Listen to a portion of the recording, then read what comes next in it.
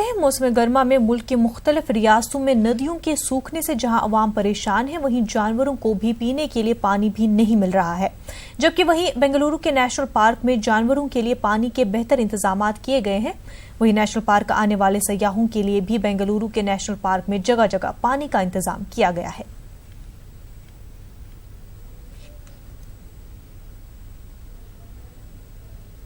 We expected during summer it will be a bit hot and all, okay, both for the people who visit here as well as for the animals which we house here.